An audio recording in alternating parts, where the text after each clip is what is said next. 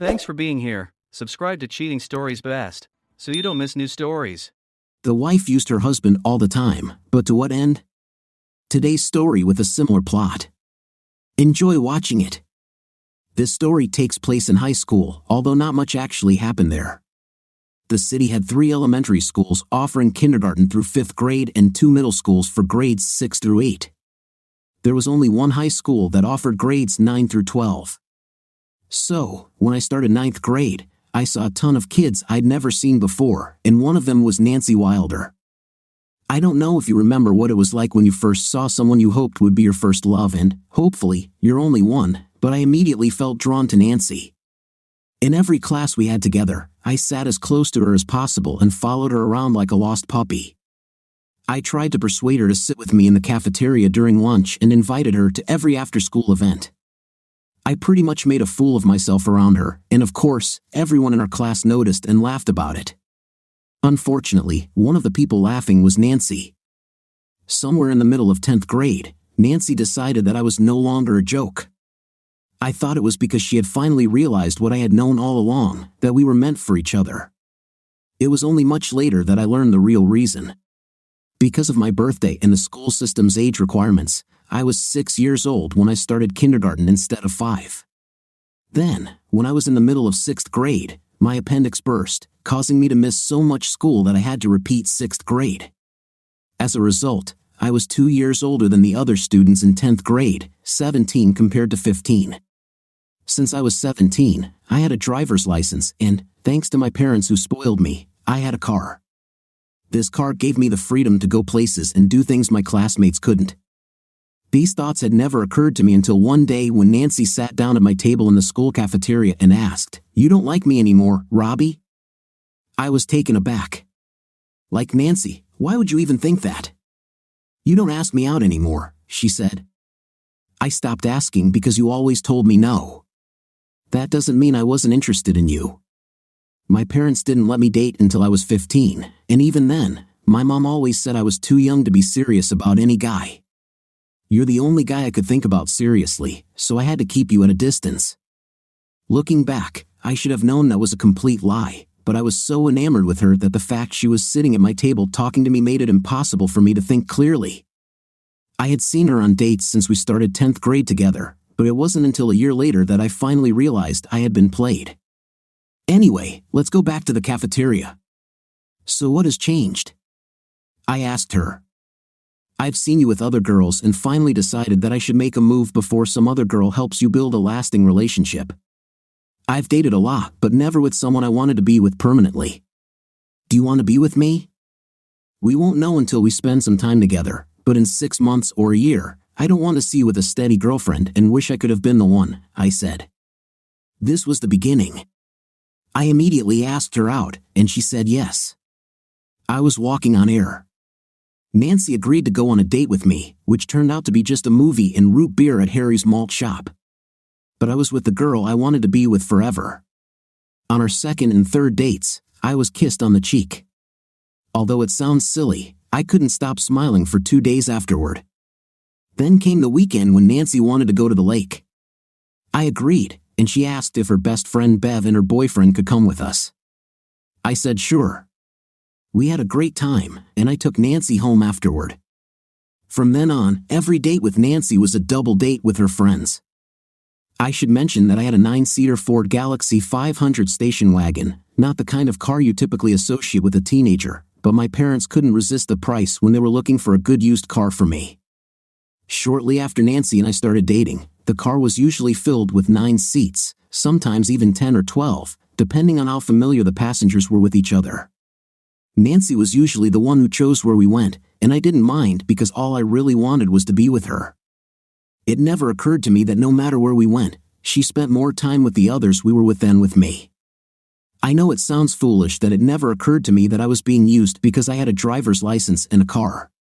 It didn't dawn on me until the summer was over and we started 11th grade. That's when my classmates turned 16, got their driver's licenses, and gained access to family cars, and in some cases, their parents bought them cars. I will never forget the date, September 12th. I sat in the school cafeteria, waiting for Nancy to join me. When she arrived, She sat down at the table and said, "I'm really sorry, Rob, but I can't see you anymore. My parents say I'm too serious with you, and it's not good for someone my age to act like that." Then she got up and left. I watched her leave, and to make matters worse, when school let out and I walked out to my car in the student parking lot, I saw Nancy getting into a car with John Woodman. She kissed him and they drove off. I noticed that the car Woodman was driving had temporary tags on it, so it was likely he had just received it. Once they were out of sight, I thought about what I had just seen and began to remember things I had noticed over the summer but hadn't paid much attention to. For example, Woodman was always in the group when Nancy and I went on group dates to the lake or amusement park. Nancy seemed to spend more time with him than with the rest of us. There were a couple of times when Nancy disappeared for a while, and looking back, I couldn't remember Woodman being around while she was gone. Even then, I didn't connect the dots. I was still too attached to Nancy to see clearly what was bothering her. 2 days later, within 48 hours, 2 events occurred that opened my eyes. The first was a rumor among my classmates that Nancy and Woodman were now a couple. This happened on Thursday. On Saturday, I was at a party at Adolph Thomas's house. There were a lot of people smoking there. I didn't smoke, and sometimes the smell got to me, so I usually went outside to get some fresh air. It was just after 6 when Becca Marsh and Audrey Totten came outside, probably for the same reason. They didn't see me leaning against the oak tree by the fence. Normally, I would have made my presence known, but they were talking about me, so I remained quiet and motionless. "Do you think there will be fireworks when Nancy and John get here?" Becca asked. "Wouldn't it be great if Rob attacked the 2 of them?" "I just can't understand it," Audrey said. "Rob is too good a guy. It's a shame he's so clueless about Nancy. I know I'd like to have a guy I like deeply. Do you think he's realized how much she was playing him, just using him until John got his license and a car?" "I doubt it," Becca replied. "I don't think he can have bad thoughts about Nancy. He's been crazy about her since 9th grade. What a waste. I don't know why he never realized what a manipulative person she is. He has no idea that she and John have been dating all week. From what I heard, she told him her parents don't allow her to date during the week, and since Rob works a part-time job during the week, he'll probably never have a chance to catch them. It's a shame he's so infatuated with Nancy. I'd really like to go somewhere with him, and not just because he has a car." "I know what you mean," Audrey said. But he was so engrossed in Nancy that he didn't even notice the rest of us. As I listened to them, my feelings for Nancy died a slow death. I came out of the shadows and said, "You are absolutely right. I didn't know anything, but what I don't understand is why you guys, who are supposed to be my friends, never told me." My appearance took them by surprise and silenced them. I turned away from them and headed back into the house. I put my hand on the doorknob when Audrey shouted, "Wait, Rob." I turned to them, and Audrey said, "That's because we're your friends. We never talked to you about this because you were so enthralled with Nancy that you wouldn't have believed us and would have most likely cut us off. We all hoped you would cope without our intervention." I turned and entered the house. Once inside, I saw Nancy and John arrive. I could really feel the tension in the room. Everyone must have expected me to react strongly, so I don't know if they were relieved or disappointed when I walked up to Adolph and said, "Great party, but I have to go. Thanks for the invitation. See you at school on Monday." I was halfway home before it all hit me, and I had to stop and park. I exploded and cried my eyes out. It was half an hour before I could bring myself to start the car and drive the rest of the way home. Since Monday at school, I've noticed that John and Nancy seem to go out of their way to avoid me. I just tuned them out and moved on with my life. I looked around and noticed that some of my classmates weren't in relationships, so I started dating. I received partial compensation as far as Nancy and Woodman were concerned. It was a Saturday in the first week of October, and a whole group of us went out to the lake. We hung out until the sun started to set. As the weather grew colder, people began to leave. There was a float about 100 yards offshore, and knowing it would be unlikely that I would be able to make it out there until next summer, I swam to it, lay on my back, and just looked at the stars for a while. When I returned to the beach, I found that everyone except Nancy and Woodman had left. Woodman's car was about 30 feet from mine, and as I walked up to my car, I saw them both standing there, looking at his deflated right rear wheel. I got into my car and started it, but before I could drive off, Woodman approached me. I rolled down the window, and he said, "I have a problem, Rob. I have a flat tire and no spare." Before he could say anything else, I replied, "Gee, John, that's too bad," and drove away, leaving them in the dark, 10 miles from the nearest telephone. Over the next 15 years, I went to college, got a good job, but ended up alone. I dated a lot, had an intimate quite a few times, but never found a girl I wanted to commit to. That all changed when the company I worked for was bought out by a much larger corporation. Naturally, everyone began to worry because it was well known what usually happens when one company acquires another, and everyone wondered how safe their jobs were. The transition team arrived, and everything began to change. I must say, the changes were mostly for the better. You know how it goes, every company usually has some deadwood, people who got where they are by kissing up and taking credit for the work of others. We had more than our fair share, and the team must have done their homework because by the end of the second week, the deadwood was gone. My boss was one of them, and to my surprise, I was transferred to his position after the reorganization and the launch of the new computer system. We were visited by our new CEO and his entourage, and the transition team leader showed them around. I was in production, talking with the shift supervisor when the group approached me. I was introduced to Mr. Coleman, his 2 vice presidents, and his personal assistant, Mrs. James. Mrs. James was a knockout, and I immediately disliked Mr. James, even though I had never met him. This woman was to die for, and I hated this man because he had her and I didn't. The group moved on, and when she left, I couldn't take my eyes off her. Mike Ears, the shift supervisor, hit me on the arm and said, "Earth to Rob, come in, Rob." I turned to him, smiled, and replied, "She definitely has your attention, doesn't she?" Then I went back to work. Later, I was in my office working on reports when the door opened, and Mrs. James walked in without invitation. She sat down in the chair on the other side of my desk and said, "I just came from HR, and according to your file, you are not married. Do you have a significant other?" "Sorry, a fairly simple question. Are you single, or do you have a wife or girlfriend?" I decided that if she was being so persistent, I would see if I could get her to reveal a bit more. So I said, "I have a couple of friends with benefits but no permanent attachments." "Fine. I wouldn't want to be responsible for the separation of a committed couple. So, where are we going on our first date? And FYI, I don't like seafood." "First date?" I replied. "Sorry, but I don't mess with married women." "It's good to know, but I'm not married. I'm a widow." "Sorry to hear that. My condolences. My dearly deceased Herbert died in a car accident while with his mistress." Looking at her, I remembered the thoughts that arose when I met her and decided to go for it. "It just so happens that I have no plans for this evening. If you're free." "Surprisingly, I have the evening free," she said. She opened her purse, took out a piece of paper, and handed it to me. I looked at it and saw directions to her house. I looked at her, then turned to the paper and said, "Were you that confident in me? I saw the way you looked at me, and after reading your file, I decided it was worth the risk." "What time?" 6:30, and dress more casually, jeans or trousers will do. See you." "Oh, by the way, my name is Judith, but I prefer Judy," she said and then got up and left. As she walked to the door, I watched her gorgeous figure and wondered why Herbert would cheat on someone so captivating. Whatever the reason, I was captivated by Mrs. James's allure and intrigued by her no-nonsense approach. I just had to see where things could go. When I picked Judy up at 6, I was impressed with her house and the area.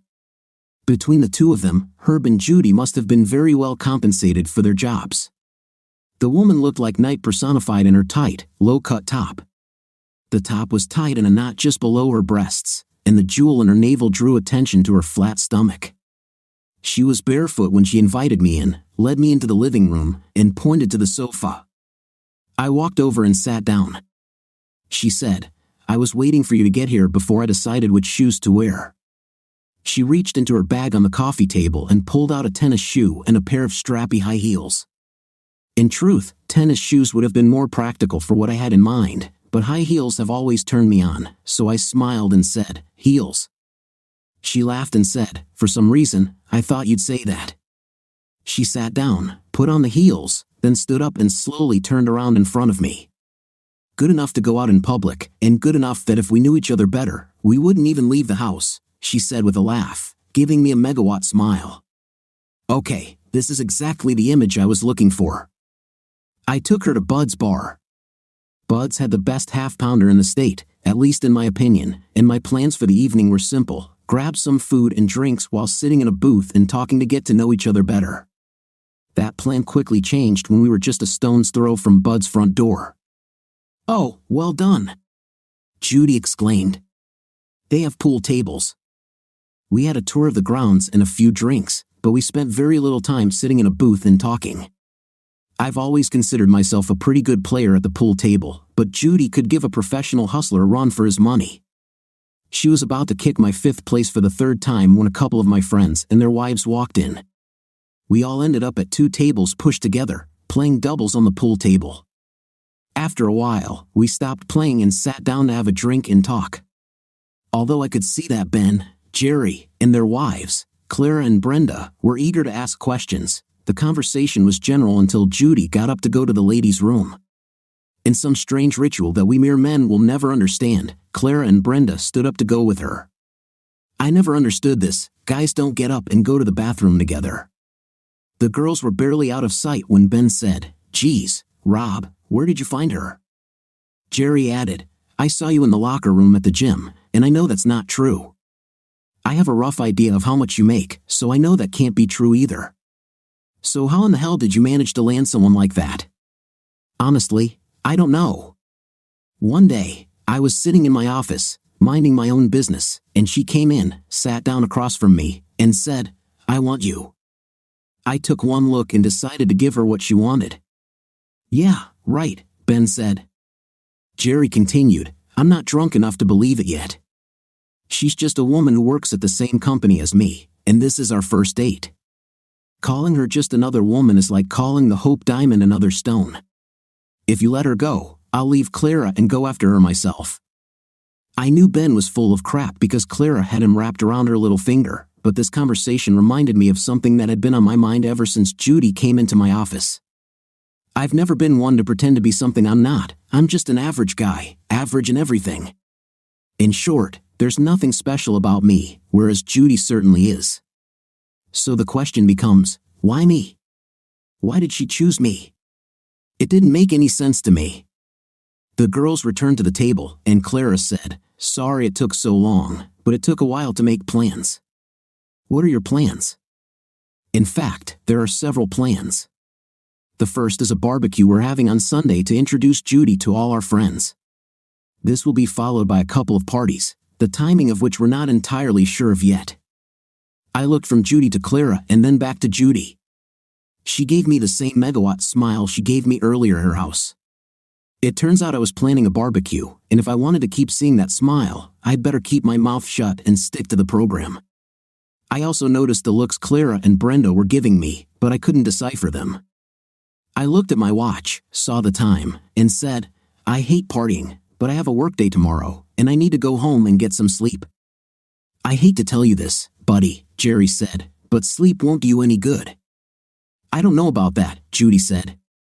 "After all, beauty is in the eye of the beholder." Brenda laughed and said, "Amen."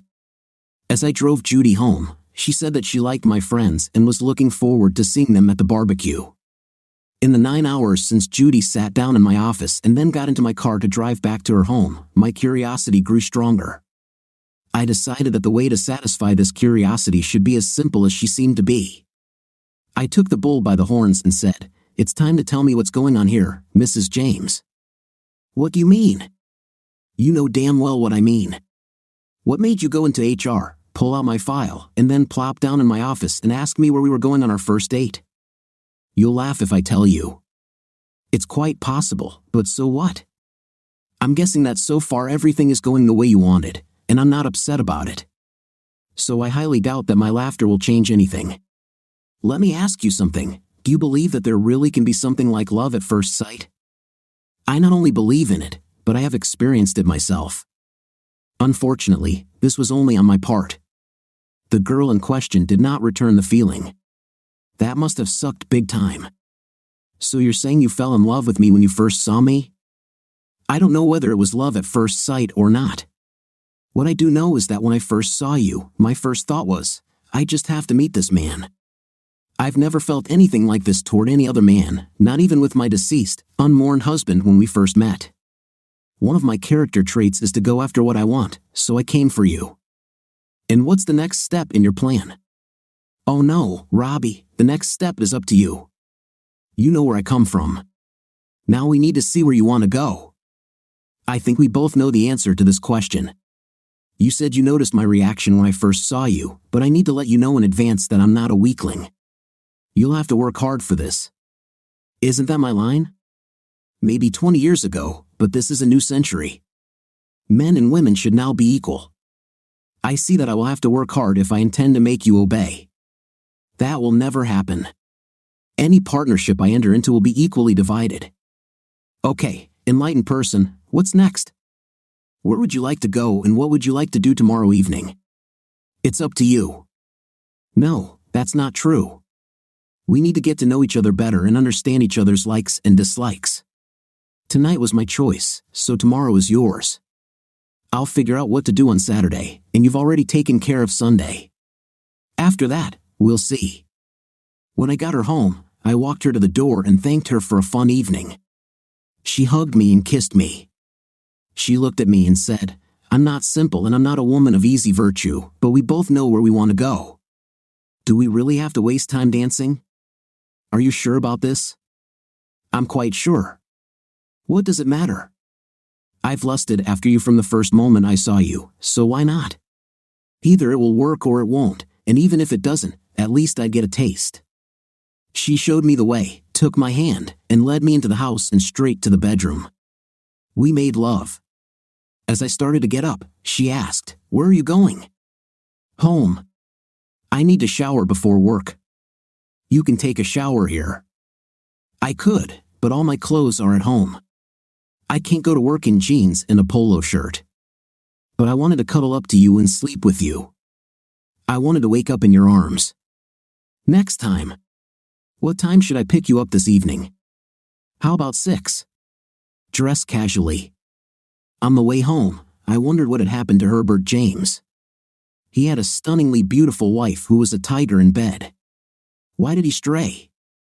Was this a character flaw or something Judy forced him into? I really hoped that Herbie was the problem because I was already under Judy's spell. The next day at work was so busy that Judy didn't even cross my mind, at least, I didn't think about her until late in the evening. At 3, my secretary called and said she had Mrs. James on the line and asked if she should put her through.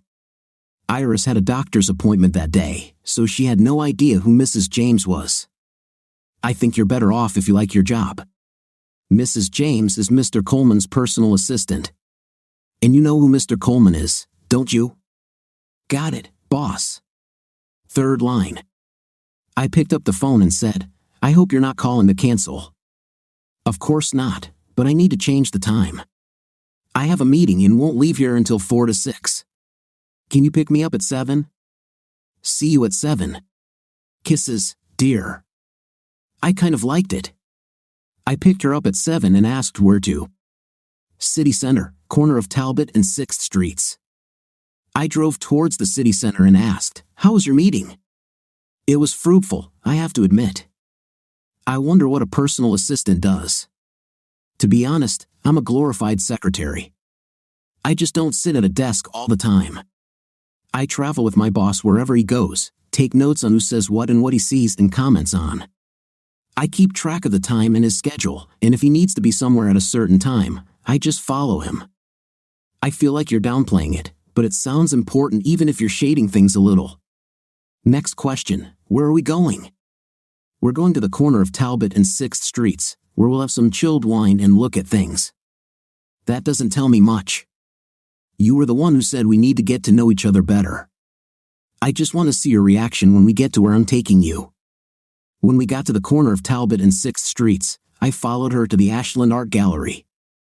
Entering the door, she said, The girl I know from the gym where I train is an artist and she has a show here this weekend. I wanted to come and offer some support. Before I could say anything, a very attractive redhead walked into the room, saw me, and screamed, "Rob." Then she ran up to me, hugged me, and kissed me on the cheek. I returned the hug. "I didn't know you were coming."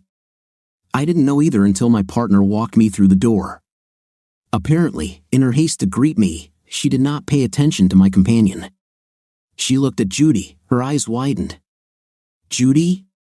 She looked from Judy to me and then back to Judy. "Do you know Rob?" "I'm trying to get to know him better." "I think I can trust that you know him." "Mel and I went to school together," I said. "I take it Mel is the artist we came to see?" "She is," Mel said. "I'll meet you later, but right now I need to chat." She walked up to the couple who had just entered. "Did you go to school together?" "Not really. We went to the same college at the same time, but we didn't take classes together." "Then how did you meet?" "I needed money, and there was a notice on the board that the art department needed a couple of male models. So I signed up. That's where I met Mel." "Is this an old flame I have to worry about?" "Not at all. She's just a friend. And it's true that last I knew, she was engaged. Our friends with benefits relationship ended when Mel told me she had met someone she thought she could go a long way with." Judy and I walked around, looking at the art on the walls and easels. Suddenly, Judy stopped, looked at a photo, and said, "It's you." I looked at it, and indeed, it was me in the picture. The title of the painting was Without Anything at Repose, and it was essentially a version of Modigliani's famous Reclining Without Clothes, with a male figure instead of a female one. "Has she seen you without clothes?" "Along with 17 other art students." "I'm jealous." At that moment, Mel came up and said, "Do you like my favorite model?" Judy giggled and asked, "How much?" "I have the perfect place to hang it." "Sorry, friend, but it's not for sale. I only show it at shows because I often have to double him using my husband or boyfriend instead of Rob. This is a good source of income." Some woman came and took Mel away, and they left. When Mel was gone, Judy looked at me and said, "My feminine instincts tell me that she won't sell this because of a personal attachment to the painting, or maybe to the model." No, as far as I understand, this was many years ago and in the past. Mel and I dated for a few years, but we both realized that the only place we were compatible was in bed. Outside of being friends and having profitable relationships, we weren't going anywhere. From the gallery, we went to Duke's Steakhouse for dinner. Since neither of us had to work the next day, we went to the pit for drinks and dancing. When I drove her home and walked her to the door, she put the key in the lock, turned around, hugged me, and kissed me. Ready to repeat last night? I looked into her eyes and realized that I would not let her go. I was with her, and I needed to make sure that she wanted to keep me. I smiled and said, "Still would." Over breakfast, she said, "I've already had a big wedding and all the fuss that goes with it, and I'd rather not do it all again, unless that's the route you want to go." This took me by surprise, and I said, "Are you speaking too prematurely? We don't even know each other that well." "True, but I know myself well enough to know what I want in a man, and I know you fit the bill. You told me that you know what it's like to feel love at first sight, so you know how I feel now.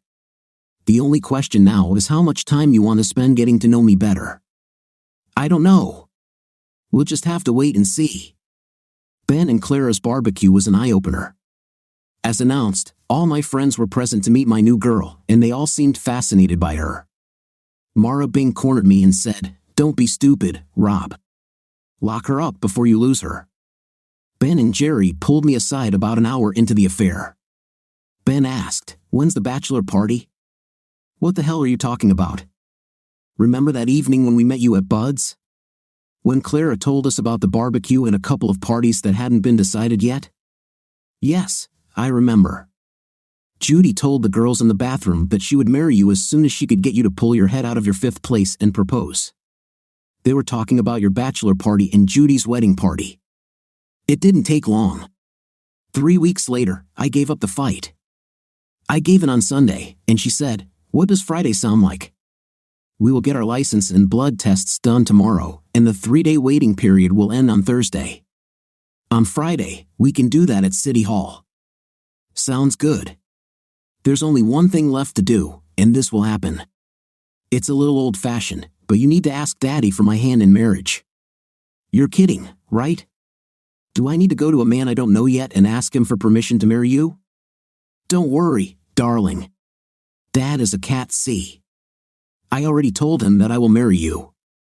It's just a formality, baby. Well, if I have to, I think I can do it. Fine. We'll have dinner with him tomorrow. Have you really thought this through? What if your father doesn't like me when he sees me? What if he doesn't like what he sees so much that he tries to get you to kick me to the curb? Never, my love. I have you and I will keep you. You are my man forever. I met Judy at City Hall on Monday, and we applied for a license. Then we went to the clinic for blood tests, after which we went to my place and abandoned her car. On the way to Mario's restaurant, I told her that I was a little nervous about meeting her father. I'm not particularly nervous about meeting him, but what if he doesn't like me? What if he refuses? If he says no, we will still get married. As I said, this is just a formality. Dad knows me, and he knows very well that I am going to become your wife. Even if he hates you at first sight, he'll suck it up. If he doesn't, he'll lose me, and he knows it. I already told him I'll be yours for the rest of our lives. As far as I'm concerned, we arrived at the restaurant and took a table in the back. We ordered drinks, and I admit I was a little nervous waiting for her dad to show up. I had to wonder what he thought about his only child telling him she was going to marry a man she had known for less than a month. Judy snapped me out of my thoughts when she said, "Dad is here." I looked at the door and then back at Judy with a confused look on my face. James Coleman, the man whose corporation I worked for, headed towards our table. Judy looked at me and smiled. "Dad already knows who you are, so you're not a surprise to him." "Well, he's a surprise to me," I said in an annoyed tone. Her smile faded a little, but before another word could be said, her father was already sitting at our table. I stood up, extended my hand to him, and shook it. He said, "Do you mind if I call you Rob? I've heard so much about you lately that I feel like I already know you." "Not at all, sir," I replied. "Judging by the expression on your face, the princess didn't warn you." "Princess?" "My favorite name for my daughter." "You're right, sir, she didn't prepare me for this at all." "Drop that word, sir, son. Call me Jim." I looked at Judy and said in a slightly sarcastic tone, "You need to do something, princess. I had to wait until I was sure I had you hooked before letting you meet Daddy. I didn't mean to scare you away, then it came out." Judy was not her father's personal assistant, she was his stunt double. She performed the duties of a personal assistant, but her real function was to learn everything about the business so that when the time came, she could step in and take the reins. Judy's father and I got along well, and after the orientation dinner, we saw each other frequently over the next 3 days. I officially asked him for my daughter's hand in marriage, and he agreed with a laugh. Once the formalities were over and I knew who Dad was, things got a little confusing as we discussed a few things leading up to Friday's wedding at City Hall. For example, when I categorically refused to take a position in the company that was more suitable for the wife of the boss's daughter, I absolutely said no. I was getting promotions based on my performance, and Jim laughed and said, "Judy told me that would be your answer." Another case was when I insisted on a prenuptial agreement. I didn't want anyone to think I was marrying Judy for her money. Last but not least, I refused to give up my apartment and move into Judy's house. My argument was that I didn't want to live in a house that still had all the memories of her previous husband. I wanted a place where we could create our own memories. In the end, I got my way.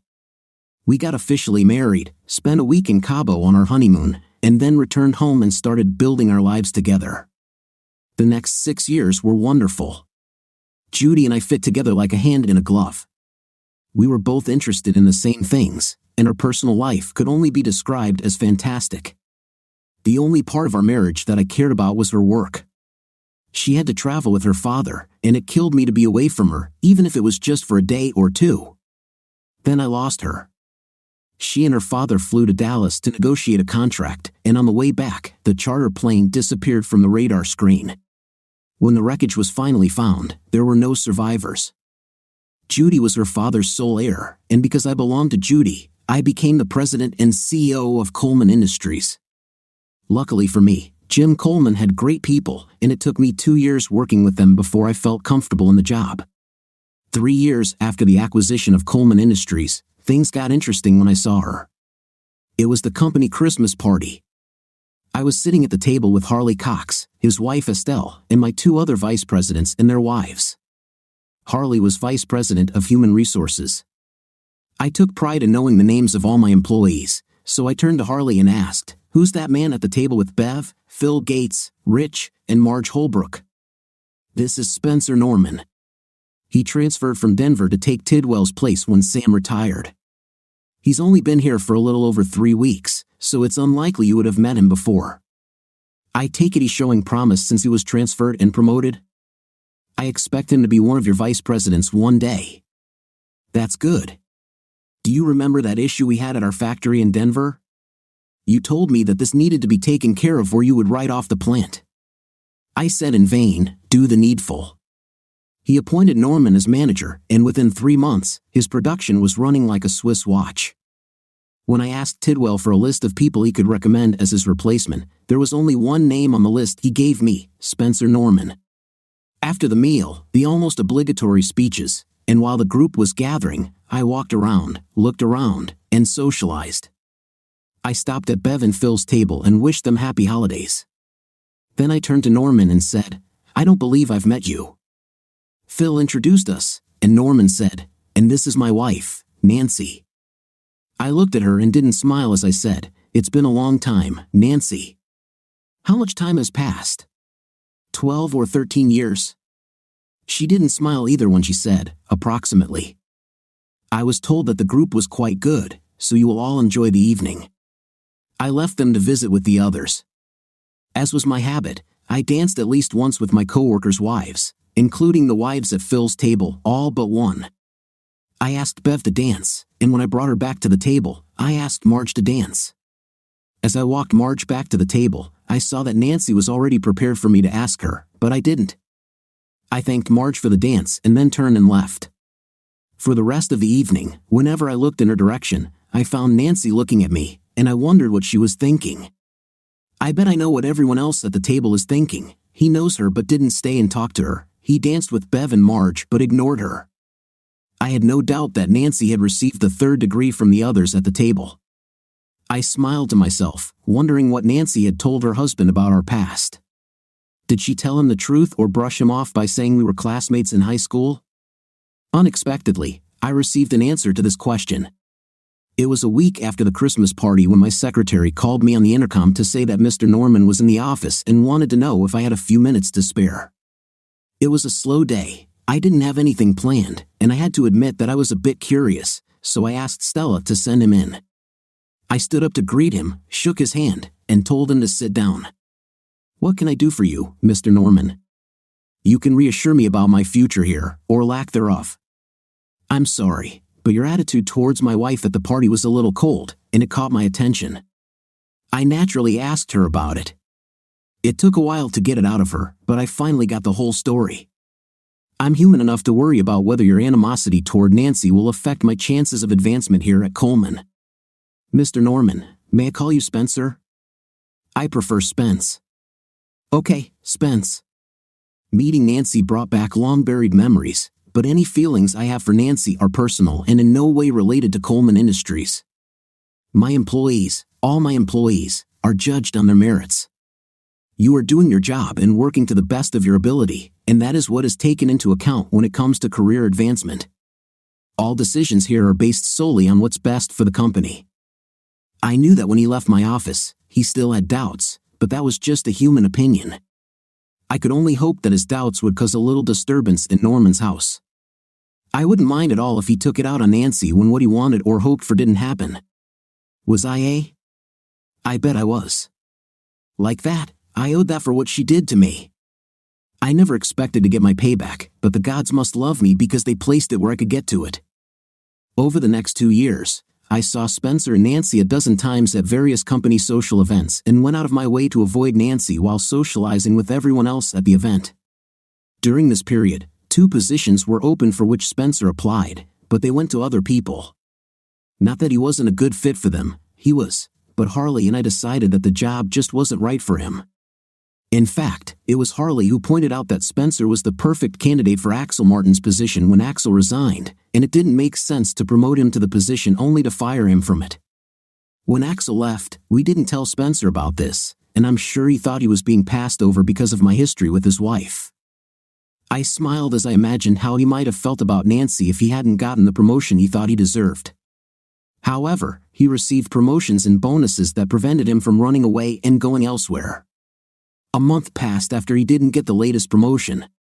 When we had a company picnic, Spence and Nancy were there, and as usual, I ignored Nancy while interacting with everyone else. 2 hours into the event, I had to go to the bathroom, and when I came out, I found Nancy waiting for me. She got straight to the point. "Why are you criticizing what I did to my husband? He hasn't done anything to you to deserve what you're doing to him." Even though it wasn't true, I couldn't help but say, "How else can I get payback for what you did to me in high school? You have no idea how much you hurt me. For God's sake, Robert, grow up." This was years ago, and we were both dumb teenagers. Didn't you ever do anything stupid back then? I'm sure I did, but I never intentionally hurt anyone.